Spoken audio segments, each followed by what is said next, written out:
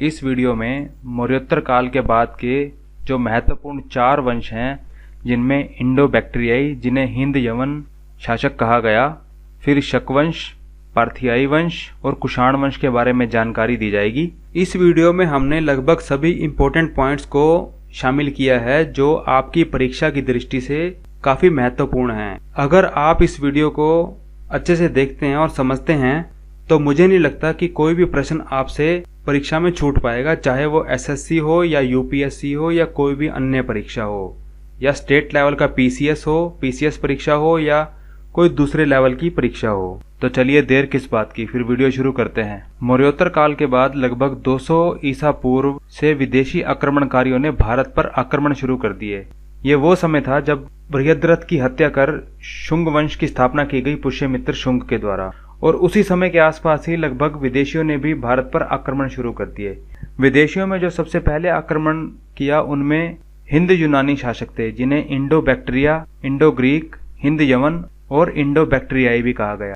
इनके बाद फिर शक वंश आता है। शकों के बाद जो भारत पर आक्रमण करते हैं वो पार्थियाई वंश आता है, जिन्हें पहलव भी कहा गया और हिंद पार्थियन भी कहा गया। उसके बाद कुषाण वंश आता है। चलिए एक एक कर अब इन वंशों को समझते हैं। वीडियो को और आगे अच्छी तरह से समझने के लिए आपको कुछ महत्वपूर्ण तथ्यों का पता होना चाहिए। वो महत्वपूर्ण तथ्य आपको आगे के इतिहास को समझने में मदद करेंगे।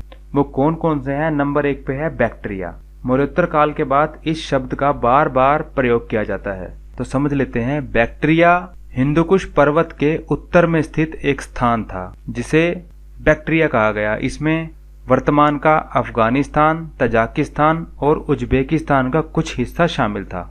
इसी क्षेत्र में ही यूनानी, ईरानी और सीथियन जनजातियां मिश्रित रूप में रहती थी। सीथियनों को शक भी कहा गया।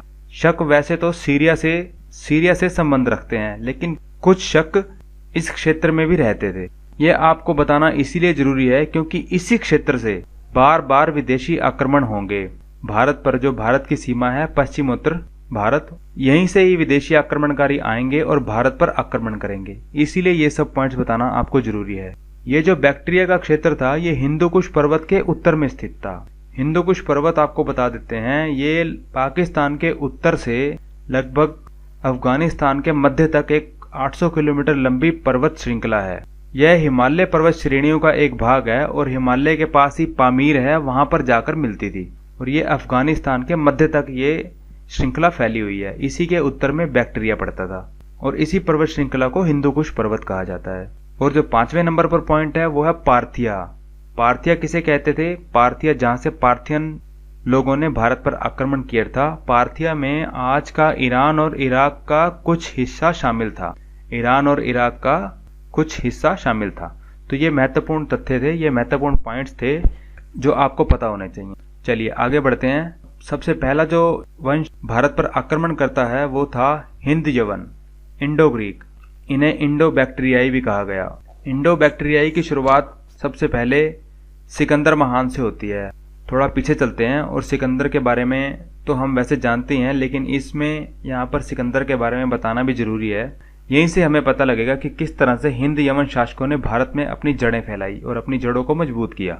तो जैसे हमें पता है कि सिकंदर 20 वर्ष की आयु में मकदूनिया का शासक बनता है। भारत पर आक्रमण 326 ईसा पूर्व में भारत पर आक्रमण करता है। उस समय अफगानिस्तान भारत का ही हिस्सा था। मौर्य काल के समय अफगानिस्तान भारत का ही हिस्सा था। बैक्टीरिया वर्तमान में जो अफगानिस्तान में है को जीतकर काबुल होता हुआ खैबर दर्रा पार करके भारत पर आक्रमण कर देता है और पंजाब के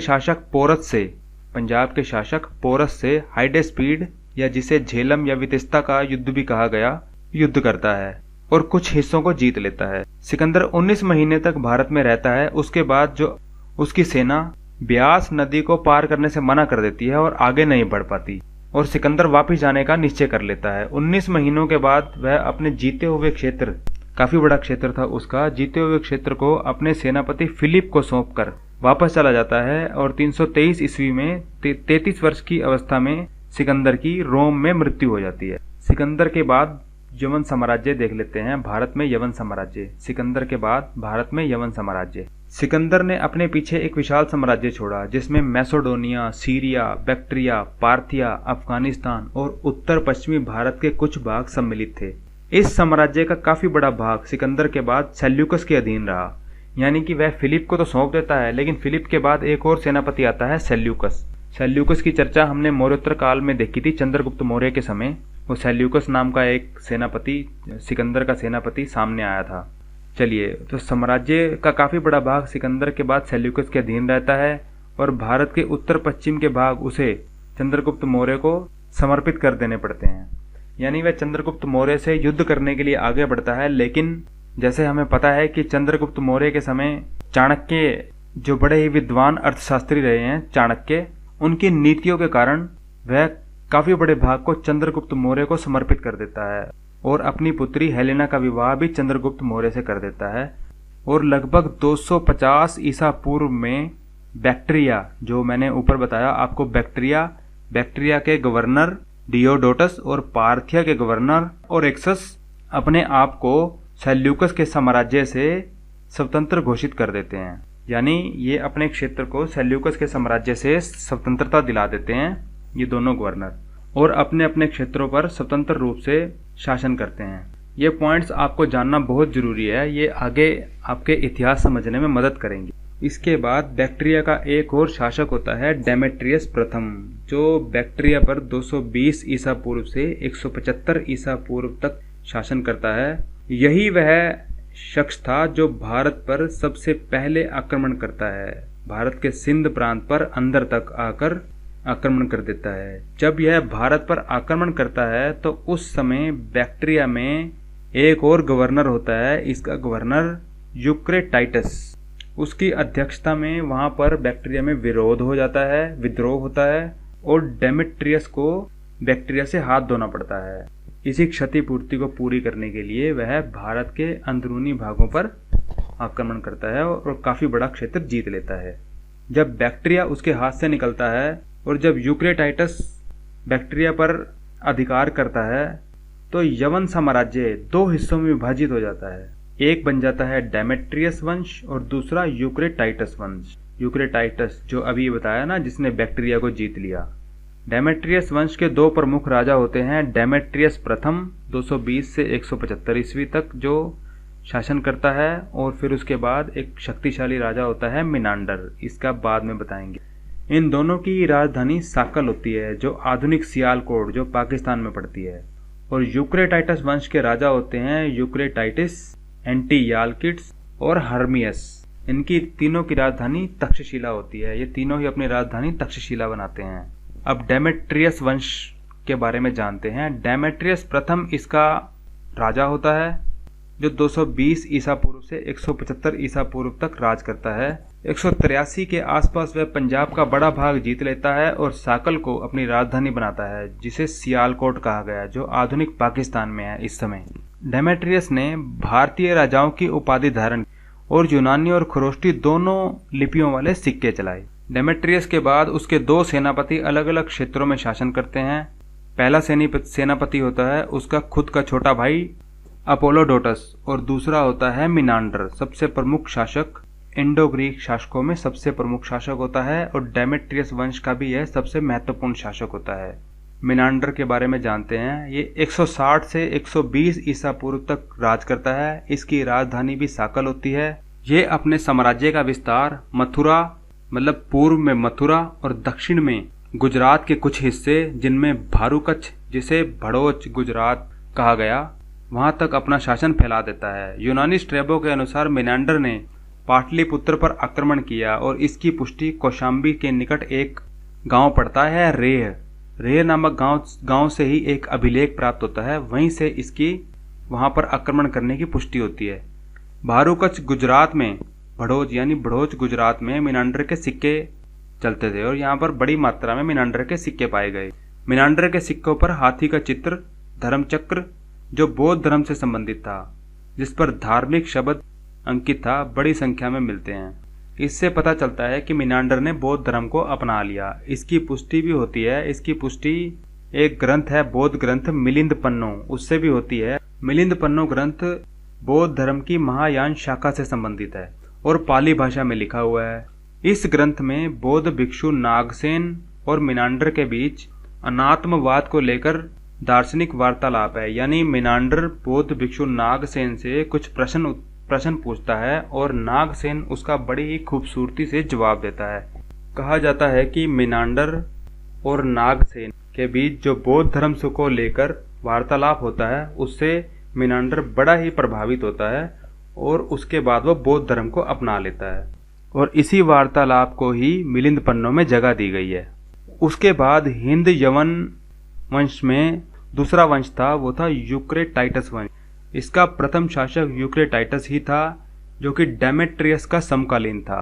हमने पहले ही बताया ना कि डेमेट्रियस के होते हुए यह बैक्ट्रिया को जीत लेता है और अपनी राजधानी तक्षशिला को बनाता है। इसके बाद हेलियाक्लिस और एंटीयालकिड्स शासन होते हैं। एंटीयालकिड्स ने ही शुंग शासक भागभद्र के दरबार में अपना एक राजदूत हेलियोडोरस को भेजा था और डेमेट्रियस शाखा के विरुद्ध शुंग वंश से संधि कर ली थी। यहाँ पर आपको बताना जरूरी है कि यही हेलियोडोरस था जो एंटीयालकिड्स का सेनापति था, जो विदिशा में गरुड़ स्तंभ की स्थापना करता है और गरुड़ स्तंभ की स्थापना करने के बाद यानी भारत में भागवत धर्म का उदय होता है। यूक्रेटाइटस का जो अंतिम शासक था वो था हर्मियस। अब देखते हैं भारत में यूनानियों की देन। विदेशी शासक जब भारत में आएंगे तो उनकी संस्कृति और भारतीयों की संस्कृति के मेल से मतलब उनकी संस्कृति का भी कुछ प्रभाव देखने को मिलेगा भारत पर और भारत की संस्कृति का भी कुछ प्रभाव उन पर देखने को मिलेगा। तो इन दोनों की संस्कृतियों से कुछ बातें निकल कर आई जो भारतीयों ने भी अपनाई, उनकी संस्कृति से अपनाई और यूनानियों ने भी भारतीयों से कुछ सीखा और उन्होंने भी अपनाया।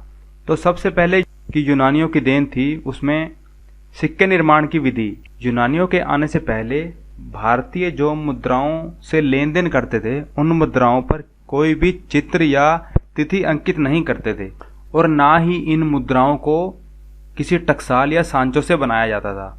लेकिन यूनानी जो मुद्राएं इस्तेमाल करते थे वो बाकायदा टकसाल में बनाते थे और उन्हें सांचों से बनाया जाता था और उस पर वो अपने राजा का एक तरफ अपने राजा का चित्र और दूसरी तरफ तिथि उस राजा की जो राजा राज्य करता था उसकी तिथि को अंकित करते थे कि इस सन में ये राजा यहाँ पर राज्य करता था।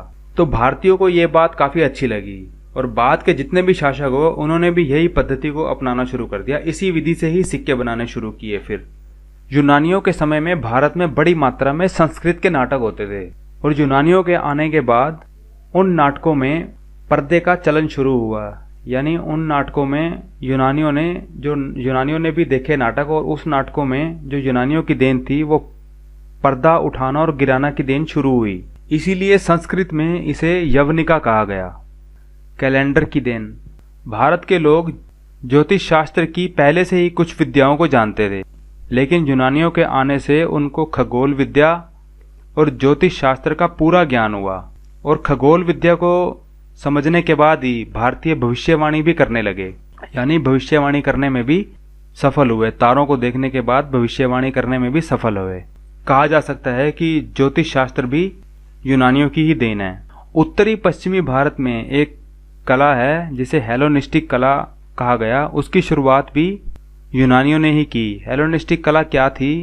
हेलोनिस्टिक कला वो कला थी जैसे जब यूनानी भारत में आए थे तो बौद्ध धर्म काफ़ी प्रचलित था और बौद्ध धर्म का प्रसार मरुत्तरकाल से ही देखा गया। उस समय भारत में बौद्ध धर्म की जो मूर्तियाँ बनाई जाती थी वो मथुरा शैली में बनाई जाती थी और जब यूनानी भारत आए उनकी हेलोनिस्टिक कला से मथुरा कला का मेल हुआ और एक नई कला निकल के आई, गंधार कला। गंधार कला में जो मूर्तियाँ बनने लगी उनका डिजाइन थोड़ा अलग होने, तो इसीलिए कहा गया कि गंधार कला की देन भी यूनानियों की ही देन थी। उसके बाद फिर शक वंश आता है। शक वंश के बारे में थोड़ा जान लेते हैं। शक कौन थे? तो आधुनिक इतिहासकारों का मत है कि शक मध्य एशिया में रहने वाली सिख्ती जनजाति के लोग थे और यही सिख्ती जनजाति मुख्य रूप से सीरिया में निवास करने वाली खानाबदोश लोग थे जो अक्सर चरागाह की खोज में इधर उधर घूमते रहते थे।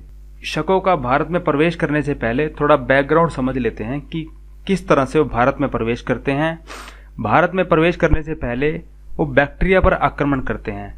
लेकिन शक बैक्टीरिया पर आक्रमण क्यों करते हैं, इसके पीछे थोड़ा कहानी को समझना बहुत जरूरी है। वो कहानी ये है कि चीन की उत्तर पूर्वी में हूण नाम की, हूण जो आगे चलकर भारत पर आक्रमण करेगी, जिनमें कुषाण वंश शामिल होगा। कुषाण वंश यही हूण जाति से ही निकलेगा।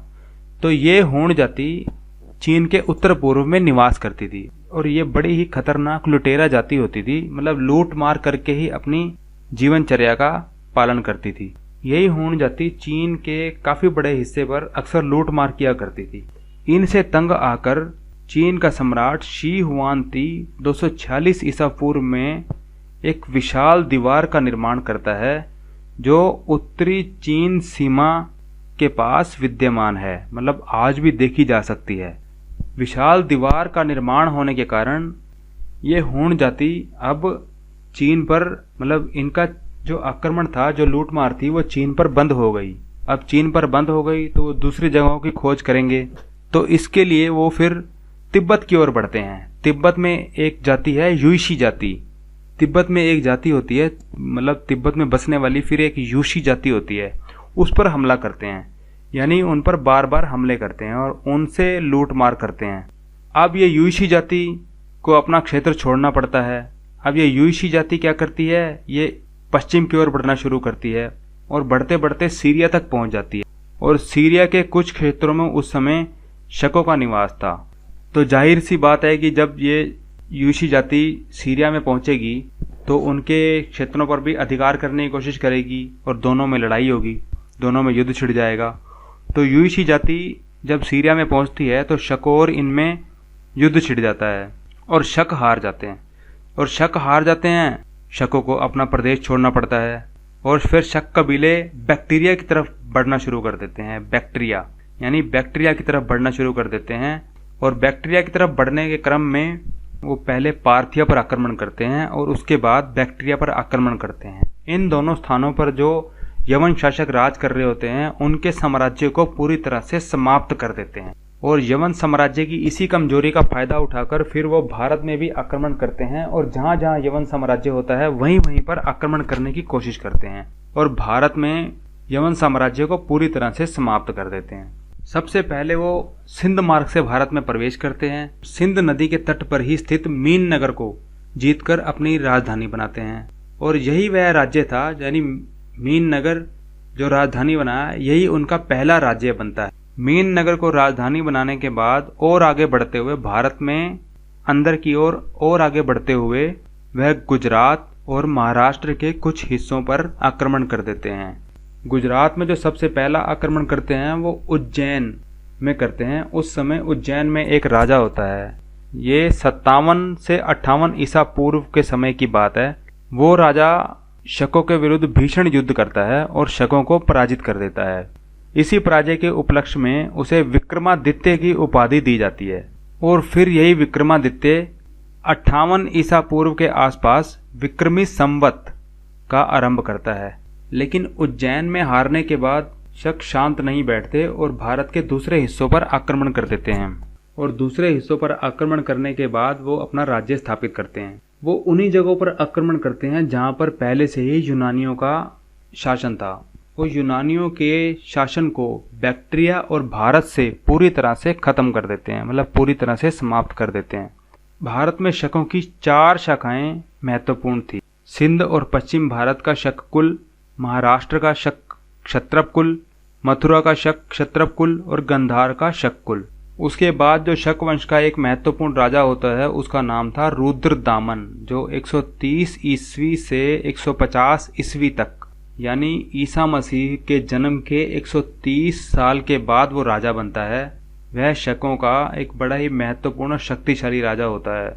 इसका प्रमाण इसके जूनागढ़ अभिलेख से मिलता है, जिससे पता चलता है कि ये उज्जैन पर अधिकार कर लेता है। इसका संबंध पश्चिमी भारत के शक कुल से था। इसका जूनागढ़ अभिलेख से प्रतीत होता है कि यह पूर्वी पश्चिमी मालवा, द्वारका के आसपास के क्षेत्र, सौराष्ट्र, कच्छ, सिंधु नदी का मुहाना यानी सिंधु तक और उत्तरी कोंकण, मारवाड़ आदि प्रदेश तक इसके राज्य की सीमाएं फैली थी। रुद्रदामन ने मालवा, सौराष्ट्र, कोंकण आदि प्रदेशों को सातवाहनों से जीता था। रुद्रदामन ने अपने समकालीन सातकर्णी राजा वशिष्ठिपुत्र पुलुमावी को हराया था। सिंधु नदी की घाटी रुद्रदामा ने कुषाण राजा से प्राप्त की थी, यानी कुषाण राजा से जीती थी। सिंधु नदी की घाटी रुद्रदामा ने कुषाण राजा से जीती थी। सुदर्शन झील बड़ा ही इंपॉर्टेंट पॉइंट है। सुदर्शन झील जो चंद्रगुप्त मौर्य ने जिसको बनवाया था और जिसकी मरम्मत अशोक ने करवाई थी, रुद्रदामा के समय टूट जाती है और इसकी मरम्मत फिर रुद्रदामा करवाता है, यानी इसका जीर्णोद्धार करवाता है। रुद्रदामा व्याकरण, राजनीति, संगीत, तर्कशास्त्र का पंडित था। जूनागढ़ अभिलेख जो कि संस्कृत में था, उससे उस समय के संस्कृत साहित्य के विकास का पता चलता है। यानी ये पता चलता है कि रुद्रदामा के समय ही संस्कृत का काफी प्रचार और विकास हुआ। रुद्रदामा के पश्चात शक साम्राज्य की शक्ति का ह्रास होने लगता है और इस वंश का अंतिम शासक जो होता है वो रुद्र सिंह तृतीय होता है। चंद्रगुप्त विक्रमादित्य गुप्त साम्राज्य में क्षत्रपों यानी शकों के सारे साम्राज्यों को गुप्त साम्राज्य में मिला लेता है और शकों का अंत कर देता है। शकों के साथ ही पार्थियाई भी भारत आते हैं और भारत पर आक्रमण करते हैं, यानी शकों के पीछे पीछे वो भी आते हैं और भारत पर आक्रमण करते हैं। इसी क्रम में पार्थियाई वंश की स्थापना होती है। इसका जो संस्थापक होता है वो मिथ्रिदातस द्वितीय कहा गया उसे, और मिथ्रेडेटस प्रथम भी कहा गया, जो 171 से 130 ईसा पूर्व तक राज करता है इस वंश पर। यह भी भारत के उत्तर पश्चिम से भारत में प्रवेश करते हैं। मिथ्रेडेटस प्रथम के समय में ही ये लोग भारत पर आक्रमण करते हैं और कंधार और सीस्तान जो अफगानिस्तान में थे कुछ प्रदेशों को जीत लेते हैं और तक्षशिला को अपनी राजधानी बनाते हैं। इस वंश का जो महत्वपूर्ण शासक, जो शक्तिशाली शासक था, वो था गोंदोफेरस। इसकी राजधानी पश्चिमी गंधार में थी और यह इसीलिए भी महत्वपूर्ण राजा था क्योंकि इसका नाम ईसाई धर्म से भी जुड़ा। ईसाई धर्म के अनुसार इसके समय में ईसाई मिशनरी सेंट टॉमस गुद्दूफर के राज्य में ईसाई धर्म के प्रचार के लिए आता है। यह भारत में आने वाला सबसे पहला ईसाई मिशनरी था जो सबसे पहले ईसाई धर्म के प्रचार के लिए भारत आता है। पार्थियाई राजा भारतीय धर्म के प्रभाव में थे। ये कैसे पता लगता है? क्योंकि वो अपने नाम के आगे धार्मिक या धर्मिया विशेषण लगाते थे, यानी नाम से पहले ये दोनों शब्द लगाया करते थे। पार्थियाई वंश के बाद आता है कुषाण। अभी हमने आपको बताया है कि कुषाण मध्य एशिया की यूची जाति का एक हिस्सा था। यूची जाति 2री शताब्दी ईसा पूर्व के आसपास चीन में निवास करती थी। इसे तोचेरियन भी कहा गया। ये वही यूची जाति है जिससे तंग आकर चीन के सम्राट ने दीवार का निर्माण करवाया 240 ईसा पूर्व में। मौर्यों के काल में भारत आने वाली कई जातियों में यवन, शक और पहलव की तरह कुषाण भी एक प्रमुख जाति होती है। शकों और पहलवों को हराकर कुषाणों ने हिंदुस्तान के उत्तरी हिस्से में एक बड़े साम्राज्य की स्थापना करते हैं। कुषाणों का शासन, कुषाणों का साम्राज्य मध्य एशिया से लेकर उत्तर भारत के बनारस, कौशाम्बी और श्रावस्ती तक फैल जाता है। कुषाण राज्य की स्थापना कुजुल कुडफिसस के द्वारा की जाती है। यह 15 से 65 ईस्वी तक शासन करता है। इस वंश का जो वास्तविक संस्थापक माना गया उसे कहा गया विम कडफिसस। विम कडफिसस ने ही सबसे पहले सोने के सिक्के जारी किए और यह शैव धर्म का उपासक था, यानी शैव धर्म को मानने वाला था, यानी शिव की पूजा करता था। और जो उसने सिक्के जारी किए उस पर शिव धर्म की छाप दिखाई देती, यानी ये जो सिक्के जारी करता है उस पर भगवान शिव का चित्र अंकित करवाता है। उसके बाद इस वंश का जो महत्वपूर्ण शासक होता है वो कनिष्क होता है। ये 78 ईस्वी में राजा बनता है और कई महत्वपूर्ण कार्य करता है, यानी भारत में कई महत्वपूर्ण कार्य करता है। कनिष्क एक कैलेंडर की शुरुआत करता है जिसे शक संवत कहा जाता है। इस कैलेंडर के पहले महीने को चैत्र मास कहा जाता है और यह 22 मार्च से शुरू होता है। यह रेशम मार्ग पर अधिकार करता है। कनिष्क के काल में ही पूर्व से पश्चिम की ओर होने वाला ज्यादातर व्यापार इसी के राज्य से ही होकर गुजरता था, यानी जो व्यापार रेशम मार्ग से होता था वो रेशम मार्ग कनिष्क के राज्य से होकर गुजरता था और उन्हीं व्यापारियों पर जो इस मार्ग से पश्चिम से पूर्व की ओर व्यापार करते थे, यानी सऊदी अरब तक, ईरान, इराक तक व्यापार करते थे, उनसे भारी मात्रा में कर वसूली करता था। कनिष्क बौद्ध धर्म को संरक्षण प्रदान करता है। कनिष्क कुंडलवन जो कि जम्मू कश्मीर के श्रीनगर के पास है में चतुर्थ यानी चौथी बौद्ध संगीति का आयोजन करवाता है। इसी बौद्ध संगीति में जो बौद्ध धर्म के अनुयायी होते हैं वो दो हिस्सों में बढ़ जाते हैं, एक भाग हीनयान कहलाता है और दूसरा महायान। और इसी समय कनिष्क महायान शाखा को अपना लेता है और बौद्ध धर्म का अनुयायी बन जाता है। कुषाणों के द्वारा ही वर्तमान पाकिस्तान के मुल्तान में एक सूर्य मंदिर की स्थापना की जाती है। उस समय मुल्तान का नाम कास्तपुर था। कनिष्क भारत में भगवान शिव के पुत्र कार्तिकेयन या कार्तिकेय की पूजा की शुरुआत भी करता है और उसके सिक्कों पर कार्तिकेय की पूजा का प्रभाव बड़ी आसानी से देखा जा सकता है। कनिष्क के दरबार में 3 उसके त्रिरत्न रहते हैं, जिनमें चरक एक बड़ा ही महत्वपूर्ण चिकित्सक था। इन्हें शल्य चिकित्सा का जनक भी कहा गया। इन्होंने सुश्रुत संहिता की रचना की। अश्वघोष भी इसका एक महत्वपूर्ण दरबारी होता है और त्रिरत्न में शामिल था। उसने बुद्ध चरित की रचना की और यही अश्वघोष चौथी बौद्ध संगीति जो कनिष्क के द्वारा आयोजित की जाती है कुंडलवन में, उसका अध्यक्ष होता है। यानी अश्वघोष उस बौद्ध संगीति का अध्यक्ष होता है। और नागार्जुन, इसने शून्यवाद की खोज की। यह भी कनिष्क के त्रिरत्न दरबारियों में शामिल था। अब कुछ इंपॉर्टेंट पॉइंट को देखते हैं। कुषाणों ने सबसे ज्यादा तांबे के सिक्के जारी किए। कनिष्क ने कश्मीर को जीतकर वहां पर कनिष्कपुर नगर बसाया और कनिष्क का जो उत्तराधिकारी था हुविष्क, उसने कश्मीर में हुविष्कपुर नगर बसाया। तो दोस्तों इतना ही था आज का वीडियो। तो दोस्तों अगर आपको ये वीडियो अच्छा लगा हो तो इसे लाइक करें, ज़्यादा से ज़्यादा शेयर करें ताकि उन बच्चों तक भी ये वीडियो पहुंच सके जिन इस जानकारी की ज़रूरत है। और चैनल को सब्सक्राइब करना ना भूलें। Thank you.